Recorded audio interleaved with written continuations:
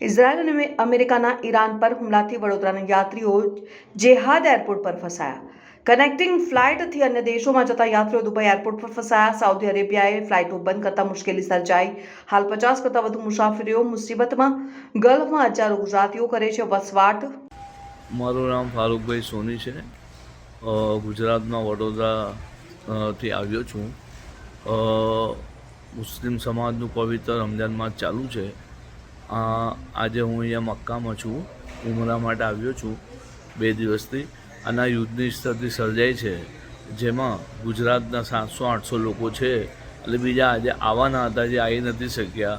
તો હોટલની અંદર લોકો ચિંતિત છે, લોકોના સગાવાલાઓ રહી ગયા છે, આવવાના બાકી છે, કોઈની દવાઓ લઈ આવવાની બાકી છે, કોઈનું સામાન લઈ આવવાના બાકી છે ત્યાંથી। તો લોકો બહુ ચિંતિત છે। અને અત્યારે ખાસ કરીને સઉદીની અંદર મક્કા શહેરમાં દુઆઓ ચાલુ છે કે ભાઈ આ જે યુદ્ધ છે એ જલ્દી બંધ થઈ જાય, લોકોને નુકસાન ના થાય। આ સમગ્ર વિશ્વની ચિંતાનો બહુ મોટો વિષય છે।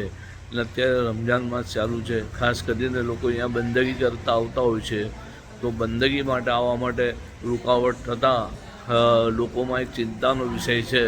ખાસ કરીને દુઆ ગુજારવામાં આવે છે કે આ સ્થિતિ જે સર્જાઈ છે યુદ્ધની એ જલ્દી બંધ થઈ જાય અને સમગ્ર વિશ્વમાં શાંતિ રહે એવી પ્રાર્થના કરી રહ્યા છે। ફારૂકભાઈ સોની, વડોદરા, ગુજરાત।